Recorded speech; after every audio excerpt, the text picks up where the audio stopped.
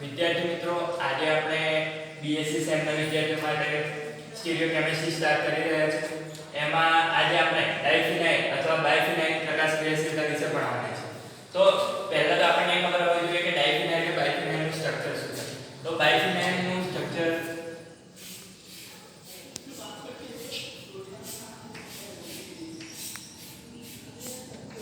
આ બાયફિનાઇલનું સ્ટ્રક્ચર છે.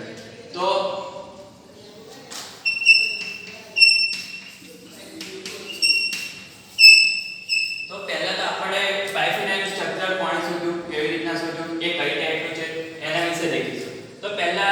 First बायफिनाइल structure में कुकनर नाम के साइंटिस्ट आए.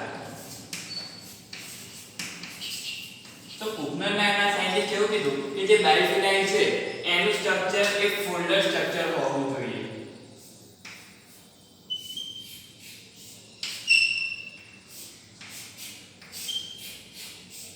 તો આ ટાઈપનું સ્ટ્રક્ચર જે છે એને ફોલ્ડર સ્ટ્રક્ચર અથવા તો સેન્ડી સ્ટ્રક્ચર તરીકે ઓળખવામાં આવે છે. તો કુકનર નામના સાયન્ટિસ્ટ એવું કહેવું હતું કે જે બાયફિનાઇલ છે એનું સ્ટ્રક્ચર કેવું હોવું જોઈએ? ફોલ્ડર સ્ટ્રક્ચર હોવું જોઈએ. જ્યારે બીજા લોકોને એવું કહેવું હતું કે જે બાયફિનાઇલનું સ્ટ્રક્ચર છે એ કેવું હોવું જોઈએ? એક્સિયલ સ્ટ્રક્ચર હોવું જોઈએ. તો આ જે સ્ટ્રક્ચર છે એ કયું સ્ટ્રક્ચર છે? એક્સિયલ. ઓક્સિયલ સૂત્ર. તો શરૂઆતમાં બાયફિનાઇલનું કયું સૂત્ર સાચું છે એના માટે પ્રોબ્લેમ જનરેટ થતો હતો. તો કુકનરે પછી શું કર્યું કે પોતાનું જે કહેતો હતો કે ફોલ્ડર સ્ટ્રક્ચર સાચું છે એની સાબિતી આપવા માટે એને એવું કીધું કે કેટલીક રાસાયણિક પ્રક્રિયાઓના આધારે એને દર્શાવ્યું કે જે ફોલ્ડર સ્ટ્રક્ચર છે બાયફિનાઇલનું એ જ સાચું સ્ટ્રક્ચર છે. તો એના માટે કુકનરે શું કર્યું કે એક કમ્પાઉન્ડ લીધું, પેરાપેરાડેસ ડાયએમિનો બાયફિનાઇલ.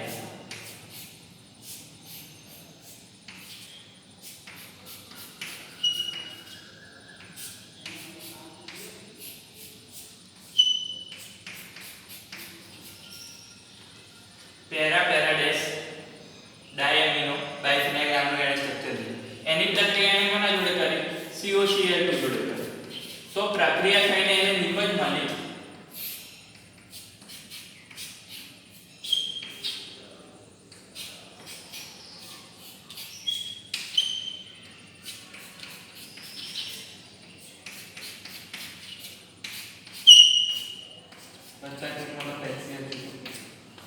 આ સ્ટ્રક્ચરની એને COCl2 જોડે પ્રક્રિયા કરી તો અહીંયાથી એક Cl અને અહીંયાથી એક H, બીજો Cl અહીંયાથી ને અહીંથી એક H, એટલે 2 મોલ ઓફ HCl રિમૂવ થાય અને આ બંને બાઇન્ડ થઈ ગયા. અહીંયાથી CO આવશે, COCl. આવું એને પ્રોડક્ટ મળ્યું. એટલે એને એવું કીધું કે આ પ્રક્રિયા ત્યારે જ શક્ય બને કે જ્યારે બે એમિનો ગ્રુપ એકબીજાની નજીક હોય. અને બે એમિનો ગ્રુપ એકબીજાની નજીક ક્યારે આવે? જ્યારે ફોલ્ડર સ્ટ્રક્ચરમાં ગોઠવાયેલા હોય ત્યારે. જો બાયફિનાઇલનું જો સૂત્ર એક્સિયલ હોય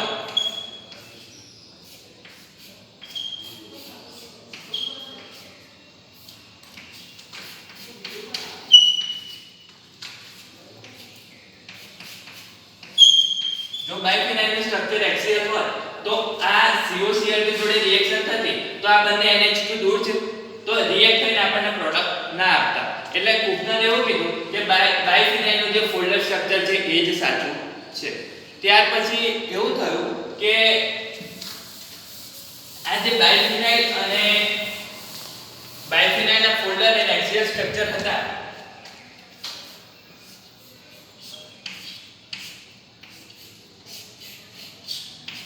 આ બાયફિનાઇલનું એક્સિયલ સ્ટ્રક્ચર અને આ જે ફોલ્ડર સ્ટ્રક્ચર હતું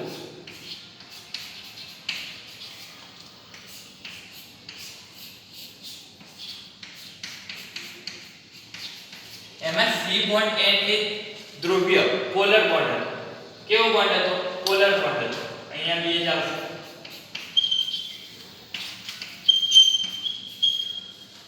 તો આ પોલર બોન્ડ હોય કોઈ પણ કમ્પાઉન્ડમાં તો એ ચુંબકીય ચાર્જ માત્ર ધરાવે. તો સૈદ્ધાંતિક રીતના એવું હતું કે આમાં C બોન્ડ N ધ્રુવીય બોન્ડ છે એટલે આમાં ચુંબકીય ચાર્જ માત્રાની કોઈ વેલ્યુ હોવી જોઈએ.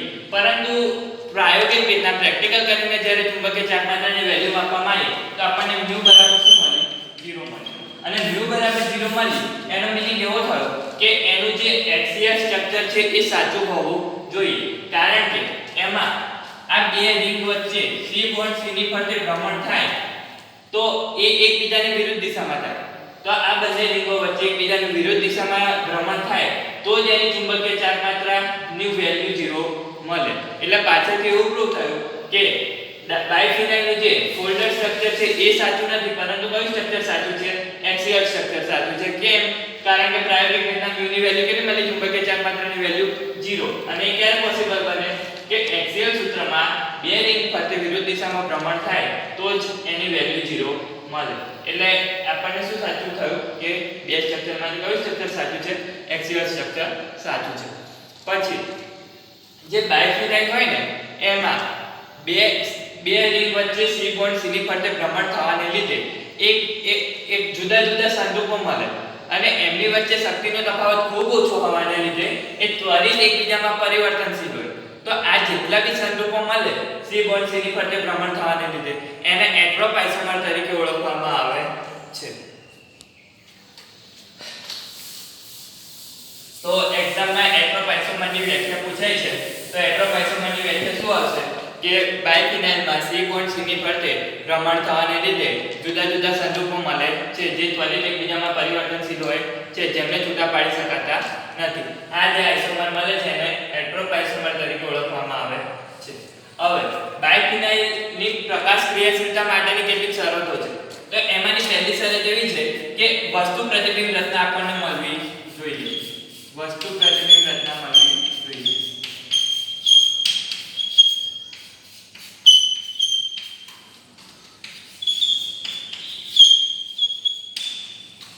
બીજી શરત એવી છે કે વસ્તુ પ્રતિબિંબ તો હોય પણ એકબીજા પર સેટ ના થવા જોઈએ, એટલે કે બિન અધ્યરોપણીય હોવા જોઈએ.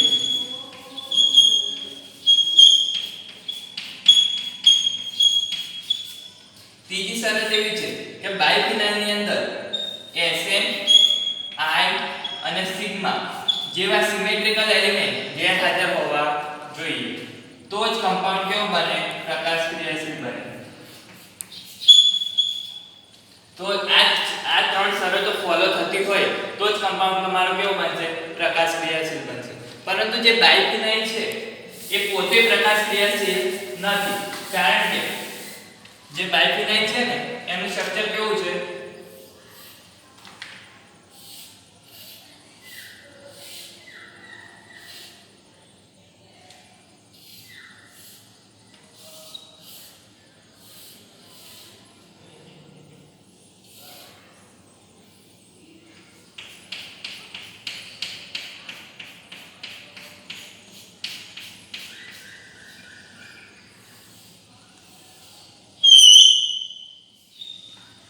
બાયફિનાઇલમાં જે બે રિંગો છે ને એ એકબીજાથી વિરુદ્ધ દિશામાં છે.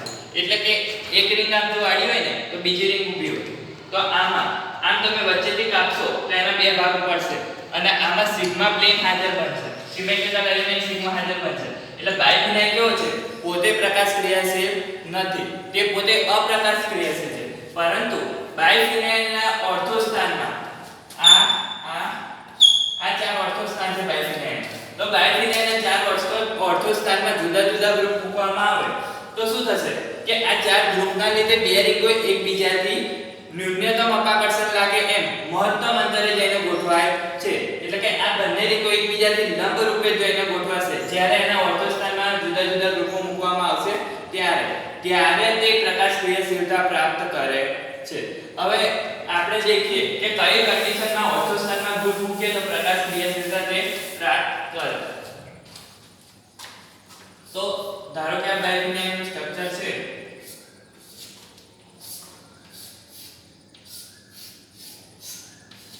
એમાં અહીંયા કોઈ ગ્રુપ હોય A, અહીંયા B હોય, અહીંયા C હોય, અહીંયા D હોય. તો આ ચાર ગ્રુપમાં આપણે પેલી ત્રણ શરતો ચેક કરવાની લાગુ પડે છે કે નહીં. તો પહેલી શરત હતી વસ્તુ પ્રતિબિંબ રચના મળવી જોઈએ. તો આનું પ્રતિબિંબ આપણને મળશે.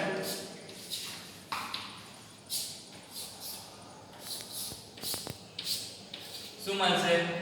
C D A B. તો આમાં દેખો ચારે સ્થાનમાં અલગ અલગ ગ્રુપ છે ઓર્થો સ્થાનમાં. માટે આ વસ્તુ પ્રતિબિંબ રચના છે, બિન અધ્યારોપણીય છે અને આમાં સિગ્મા SNI બધું ગેરહાજર છે. માટે આ કમ્પાઉન્ડ કેવું બનશે? પ્રકાશ ક્રિયાશીલ બનશે.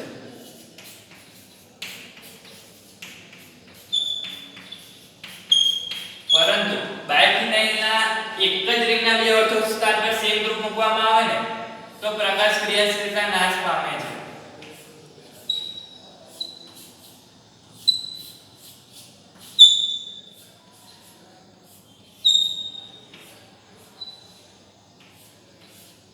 તો હવે અહીંયા શું થશે? આ રિંગમાં એક રિંગ આ આડી હશે અને એક રિંગ આ ઊભી હશે. તો અહીંયા બી છે ને A છે, અહીંયા બી A છે. તો તમે આમ ભાગ પાડશો ને તો આમાં સિગ્મા પ્લેન હાજર બનશે. માટે આ કેવું બને છે? પ્રકાશ અક્રિયાશીલ બને છે.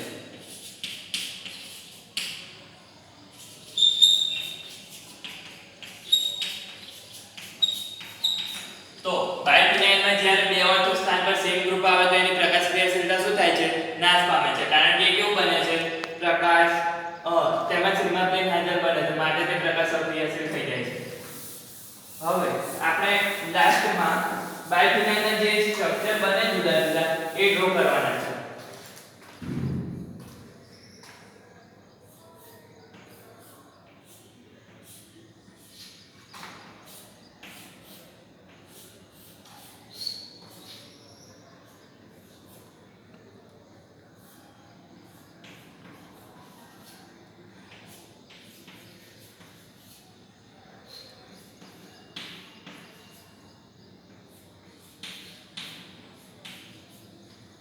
આ એક બાયફિનાઇલનું સ્ટ્રક્ચર છે જે પ્રકાશ ક્રિયાશીલ છે.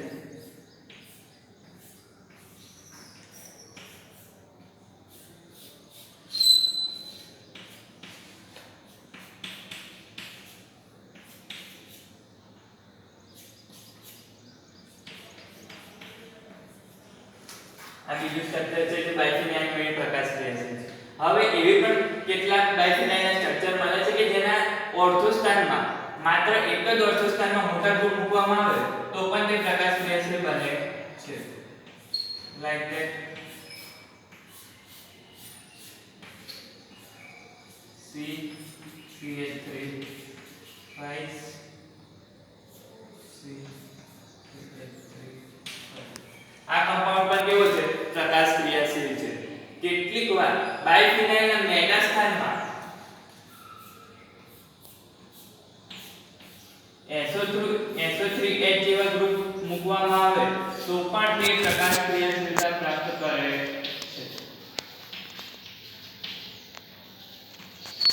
તો આટલી વસ્તુ બાયફિનાઇલની પ્રકાશ ક્રિયાશીલતામાં આપણે જોઈ.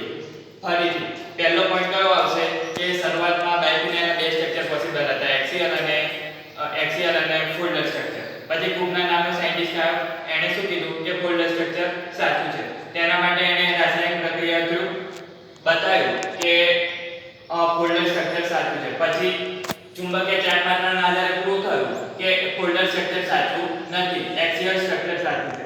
પછી શું આવશે? એક્રોફાઇસમની વ્યાખ્યા આવશે કે C પોઈન્ટ C ની ફરતે બાયફિનાઇલમાં ભ્રમણ થવાને કારણે જુદા જુદા એક્સિયલ સૂત્રો મળે છે જે ત્વરિત એકબીજામાં પરિવર્તનશીલ હોય છે. અને આ જે સંદર્ભો મળે એને શું કહેવાય? એક્રોફાઇસમર કહેવાય. ત્યાર પછીનો પોઈન્ટ શું આવશે કે બાયફિનાઇલ પોતે પ્રકાશ ક્રિયાશીલ નથી, પરંતુ બાયફિનાઇલના જુદા જુદા ચાર ઓર્થોસ્થાનમાં ગ્રુપ મૂકવામાં આવે તો ન્યૂનતમ અપાકર્ષણ લાગે મહત્તમ અંતરે જઈને ગોઠવાય અને એ પ્રકાશ ક્રિયાશીલતા પ્રાપ્ત કરે. પછી પ્રકાશ ક્રિયાશીલતા માટેની શરતો લખવાની અને બાયફિનાઇલના જે પ્રકાશ ક્રિયાશીલ વિદ્યુતનો છે એ લખવાના છે. Thank you.